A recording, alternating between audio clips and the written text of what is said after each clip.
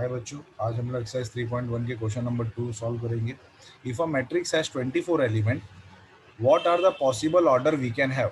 हम जानते हैं मैट्रिक्स में अगर दो रो होंगे, मान लो इधर एक एलिमेंट है, इधर एक एलिमेंट है, इधर एक एलिमेंट, इधर एक एलिमेंट है, दो रो आए, रो नंबर 1 और रो नंबर 2, कॉलम नंबर 1 और कॉलम नंबर 2 आए, तो इसको बोलते हैं 2x2 मैट्रिक्स। यानी पहले रो लिखते हैं हम लोग, फिर कॉलम लिखते हैं। टेक्स्ट बुक में इसमें m और n दिया हुआ है, ठीक है ना। उससे फर्क नहीं पड़ता, पहला नंबर रो रिप्रेजेंट करता है और दूसरा नंबर कॉलम रिप्रेजेंट करता है। तो अब क्या बोला गया, ऐसे ही एक मैट्रिक्स है, if a matrix has 24 element, 24 element यानी उस मैट्रिक्स के अंदर 24 लोग हैं। अब वो 2 रो में ही निपट लिए कि 3 रो बनाए कि 4 रो बनाए, वो हमको पता नहीं है। वो बोला कि अगर एक मैट्रिक्स में 24 एलिमेंट है तो ऐसे तुम कितने ऑर्डर के मैट्रिक्स उन 24 एलिमेंट का बना सकते हो। What are the possible order we can have. देखो सॉल्यूशन इसका, अगर 24 एलिमेंट होंगे ना तो हो सकता है, देखो इधर थोड़ा साफ करता हूँ इसको, फिर बताता हूँ आप लोगों को। अगर 24 एलिमेंट होंगे, इसके अंदर 24 लोग हैं, 24 लोग हैं, तो हो सकता है ऐसे, एक मिनट, हो सकता है एक ही रो रहा हो और 24 कॉलम हो गए हो, कॉलम 3, कॉलम 4, कॉलम 5, ऐसे करके कॉलम 24 कॉलम हो गए हो, 1x24 बन सकता है। ऐसा भी तो हो सकता है सर, 2 रो भी तो आ सकता है, 2 रो और 12 कॉलम, 12 कॉलम, ऐसे ऐसे करके 12 कॉलम, यानी 2, 12 है ना। तो ऐसे तो बहुत सारे ऑर्डर पॉसिबल है। तो सीधी बात यह है, 24 कौन कौन से टेबल में जाता है ना, वो ऑर्डर बनेगा। जैसे 1 के टेबल में जा रहा है, 2 के टेबल में जा रहा है, 3 के टेबल में जाएगा, है ना, 4 के टेबल में जाएगा। तो जितने जितने टेबल में जाता है ना, उसका टेबल लिख देने का, वही तुम्हारा ऑर्डर बन जाएगा, ठीक है ना। तो order we can have, orders are, orders are 1x24, ठीक है। फिर 1 के टेबल में 24, बाद में 1x24 आया तो 24x1 भी तो आने ही वाला है। फिर 2 के टेबल में आते हैं 2x12, अगर 2x12 आया तो 12x2 भी आएगा ही, ठीक है ना। फिर 3 के टेबल में जाता है, हाँ 3 8 जा 24, तो 8 3 जा में भी जाएगा, ठीक है ना। 3 के बाद 4x6 भी बन सकता है, तो 6x4 भी बन सकता है, ठीक है ना। 5 तो हो गया खत्म, मेरे ख्याल से इतना ही आएगा, और कोई ऑर्डर नहीं रहेगा। बोलने का मतलब ये हुआ कि एक रो और 24 कॉलम वाला मैट्रिक्स बन सकता है, 24 रो और एक कॉलम वाला मैट्रिक्स बन सकता है, 2 रो और 12 कॉलम वाला, 12 रो और 2 कॉलम वाला मैट्रिक्स बन सकता है। तो इतने सारे ऑर्डर बनेंगे, ठीक है ना। तो और सिंपल भाषा में बोलूँ तो जिस टेबल में 24 जाता है, उसके सारे टेबल, जो टेबल में जाता है वो टेबल लिख देने का, ठीक है ना। अच्छा, दूसरा बात बोला, क्या होगा, what if it has 13 element. अगर उसमें 13 एलिमेंट होंगे तो क्या क्या ऑर्डर पॉसिबल है, ठीक है ना। तो पहला पार्ट तो हमने कर दिया, इसका अगर दूसरा पार्ट अगर करूँ, 13 एलिमेंट होंगे, if matrix has 13 element, 13 element आएगा तो 13 एलिमेंट का टेबल लिख दो। तो order we can have are, order are 1 के टेबल में जाएगा, और किसके टेबल में जाएगा, डायरेक्ट 13 के टेबल में जाएगा, और कोई ऑर्डर पॉसिबल नहीं है। तो please pause the video to note it down. अपना क्वेश्चन नंबर 3 है, मैं क्वेश्चन नंबर 3 यही कंटिन्यू कर देता हूँ। क्वेश्चन नंबर 3 में भी सेम टू सेम यही क्वेश्चन है, बस पूछा है if matrix has 18 element, what are the possible order, what are possible order. और उसी में पूछा है what if it has 13 element, what if it has, sorry 13 नहीं, 5 एलिमेंट। तो अगर मैं फर्स्ट पार्ट करूं इसका अगर मैं फर्स्ट पार्ट करूं तो 18 एलिमेंट के ऑर्डर कितना होंगे, if it has 18 element, if matrix has 18 element, order क्या क्या आएगा, ऑर्डर विल बी 1 के टेबल में 18, तो 1 क्रॉस 18, 18 के टेबल में, तो 2 के टेबल में 9, तो 9 क्रॉस 2। फिर और क्या क्या ऑर्डर आ सकता है, 3 के टेबल में जाएगा, 3 6 जा, तो 6 3 जा, 4 5 6, 6 का तो हो गया, तो और कोई ऑर्डर पॉसिबल नहीं है, ठीक है ना। उसी का दूसरा पार्ट अगर पूछ लिया, इफ इट हैज 5 एलिमेंट, तो ऑर्डर क्या क्या पॉसिबल है, ऑर्डर क्या क्या हो सकता है। 5 तो 2 ही टेबल में आता है, 1 के टेबल में जाता है 5 और 5 के टेबल में, ठीक है ना। तो सेम क्वेश्चन था, ठीक है ना, आप लोग खुद भी कर सकते थे, ठीक है ना। तो please pause the video to note it down. हमारा नेक्स्ट क्वेश्चन है question number 5, construct 3 cross 4 matrix. तो इधर मेंशन कर दिया अपने को 3 क्रॉस 4 मैट्रिक्स ही बनाना है, यानी 3 रो और 4 कॉलम, यानी कुछ ऐसा बनेगा, इधर एलिमेंट आएगा, इधर एलिमेंट आएगा, इधर एलिमेंट आएगा, रो 1, रो 2, इधर एलिमेंट, इधर एलिमेंट, इधर एलिमेंट, रो 3, इधर एलिमेंट, इधर एलिमेंट, इधर एलिमेंट। लेकिन कॉलम 4 होने चाहिए, तो कॉलम 1 आया, कॉलम 2 आया, कॉलम 3 ही आया, तो चौथा कॉलम भी ऐड होगा, यानी तुम्हारा ऑर्डर कुछ ऐसा होने वाला है, समझ रहे हो। ये इसको बोलते हैं 3 क्रॉस 4 मैट्रिक्स, पहले रो लिखा जाता है फिर कॉलम लिखा जाता है, टेक्स्ट बुक में m क्रॉस n लिखा गया है, ठीक है।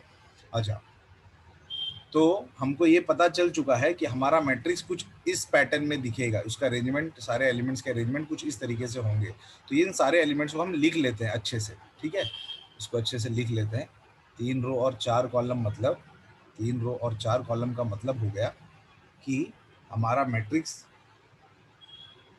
अगर सॉल्यूशन करूं तो हमारा मैट्रिक्स कुछ ऐसा दिखेगा। मैट्रिक्स कैपिटल ए से रिप्रेजेंट करते हैं, तो 3 रो आने वाला है ना, 3 रो, ये रो है, ये कॉलम है, तो 3 रो यानी A11, A11, 12, 13, 14। मैं बताया था आपको इसका मतलब क्या था इससे पहले वाले वीडियो में, 21, 22, 23, सॉरी 23, 24 और 31, 32, 33, 34।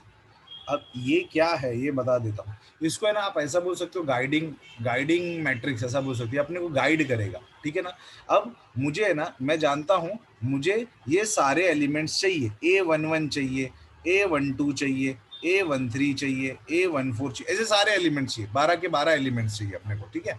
तो करने का कैसे, आपको आपको एक डेफिनेशन दे दिया गया है फर्स्ट वाले क्वेश्चन में, Aij equal to half -3i plus j, ऐसा करके आपको दे दिया गया है, ठीक है। अच्छा, यहाँ पे i और j कुछ नहीं है, i का मतलब होता है रो और j का मतलब होता है कॉलम। इसको आप इससे कंपेयर करोगे तो A11 यानी first row first column, A12 यानी first row second column, A13 यानी फर्स्ट रो थर्ड कॉलम।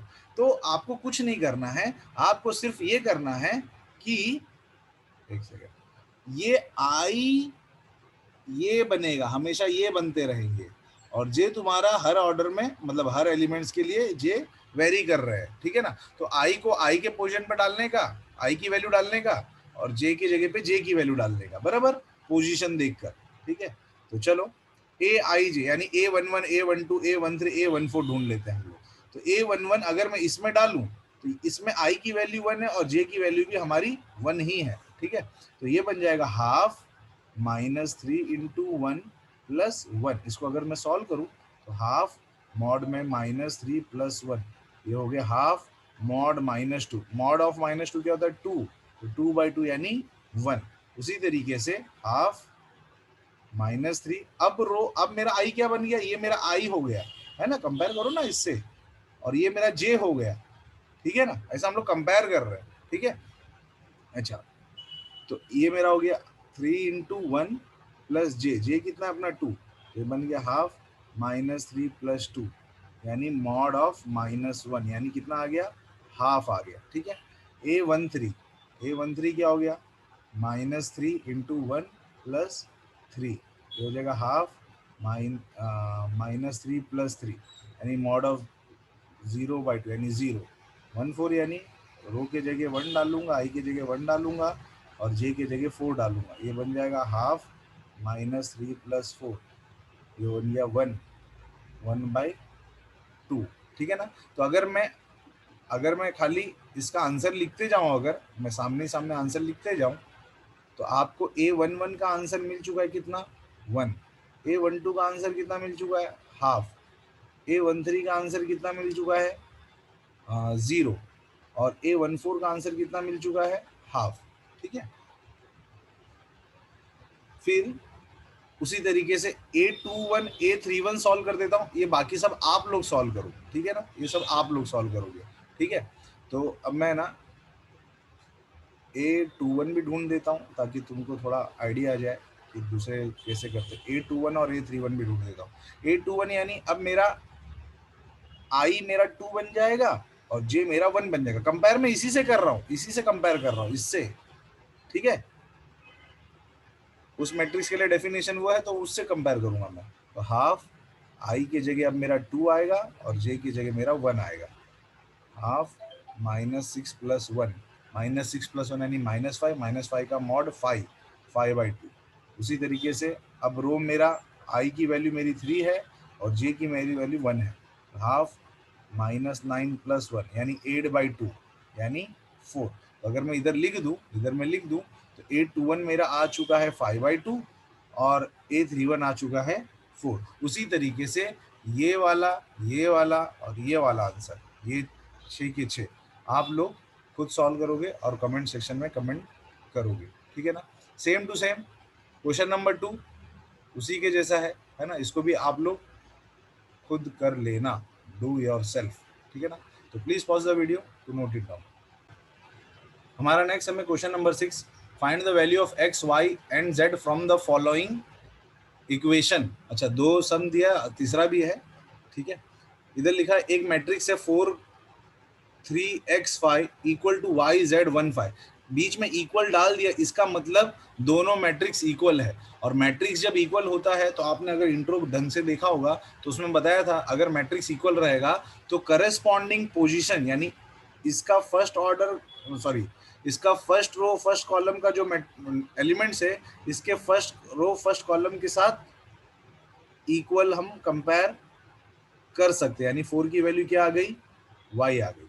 फिर इसका थर्ड नंबर जो 3 है यानी second row, sorry, first row और second column same to same वो z की तरह z के इक्वल रहेगा, तो z की वैल्यू क्या आ गई, 3 आ गई। फिर उसी तरीके से x की वैल्यू किसके बराबर होगी, 1 के बराबर होगी। बोलने का मतलब ये है हमको एलिमेंट्स को एलिमेंट्स के साथ कंपेयर करना है। ठीक है, अगर बीच में इक्वल टू साइन दिया हुआ है तो, और 5 की वैल्यू तो 5 के बराबर है, अपने को तो उसका मतलब ही नहीं, अपने को एक्स वाई जेड ढूंढना था। ठीक है ना, तो उसी तरीके से सेकंड पार्ट करते हैं, यानी उसका जो दूसरा है वो करते हैं। अब इधर पे क्या दे दिया, x प्लस वाई की वैल्यू किसके बराबर रहेगी, 6 के बराबर। तो चलो, इससे तो ना x का आंसर आया ना y का आंसर आया। फिर और क्या, 2 तो 2 के इक्वल, उसको जाने दो। फिर क्या है, 5 + z किसके इक्वल, 5 के इक्वल, तो z की वैल्यू क्या आ गई, 0। तो एक बात तो कंफर्म हो गया, z 0 है। फिर x इंटू वाई कितना है, 8 के बराबर है। x इंटू वाई कितना है, 8 के बराबर है। ठीक है ना, z क्लियर हो चुका है, अपना z आ चुका, लेकिन x और y अभी बाकी है सॉल्व करना। ठीक है, तो अभी इसको थोड़ा सा साफ कर दूं, ठीक है, समझ में आएगा आप लोगों को। हाँ, ठीक है, तो यहाँ पे हमने कंपेयर किया खाली। अब ये दोनों को आपस में हम लोग सॉल्व करेंगे ना, अपने 10th स्टैंडर्ड में सीखा था क्वाड्रेटिक इक्वेशन बनता है। ठीक है, तो इसको हम लोग सॉल्व करते हैं, देखते हैं एक्स का आंसर वाई का आंसर क्या क्या आता है। तो x प्लस वाई 6 है और x इंटू वाई 8 है, तो y की जगह, यहाँ से अगर y की जगह 6 माइनस एक्स लिखूँ इसमें से और इसमें सब्सटीट्यूट कर दूँ तो कुछ ऐसा बन जाएगा, y की जगह 6 माइनस एक्स। ये क्वाड्रेटिक इक्वेशन बन गया, अगर आपको समझ में आ रहा है, 10th में यही किया था आपने, स्क्वायर माइनस 6x प्लस 8 है ना, तो 4 2 ज़ा, तो x square minus 4x minus 2x plus 8 equal to 0। आगे के दो नंबर, पीछे के दो number, x minus 4 minus 2 x minus 4, तो x minus 4 x minus 2 equal to 0। तो x की वैल्यू या तो 4 हो जाएगी या तो x की वैल्यू 2 हो जाएगी। और x अगर 4 होगा, x अगर 4 होगा, एक मिनट, हाँ, x अगर 4 होगा तो y क्या हो जाएगा, 6 माइनस एक्स यानी 6 माइनस 4 यानी 2। और x की वैल्यू 2 होगी, x की वैल्यू अगर 2 होगी तो y की वैल्यू क्या हो जाएगी, 6 माइनस एक्स यानी 6 माइनस 2 यानी 4। ठीक है ना, तो इस क्वेश्चन में x अगर इसका अगर फाइनल सॉल्यूशन लिख दूं तो x अगर 4 है तो y 2 है और z तो 0 है, लेकिन x अगर 2 है तो y 4 है और z तो 0 ही है। ठीक है, तो इतना आप नोट डाउन कर लो। ठीक है, और इसका जो थर्ड पार्ट है, वो कुछ ऐसा है, ये आप लोग खुद करोगे, मैं थोड़ा सा हिंट दे देता हूँ। थर्ड पार्ट का हिंट आपको दे देता हूँ। थर्ड क्वेश्चन है x plus y plus z, y plus z is equal to 957। इसको अगर किसी ने पूछा ये ऑर्डर बताओ तो बोलने का 3 रो 1 कॉलम। ठीक है, और मैंने एक चीज और बताया था, दोनों मैट्रिक्स तब इक्वल होते हैं जब दोनों का ऑर्डर सेम होता है, तो ही हम इक्वल बोल सकते हैं उसको, वरना इक्वल भी नहीं बोल सकते। ठीक है ना, ऑर्डर सेम होना चाहिए। ठीक है, फिलहाल वो लोग ने इक्वल दिया है तो ऑर्डर सेम ही रहा होगा। तो अब हमको क्या करना है, x plus y plus z को क्या लेना है, 9 लेना है।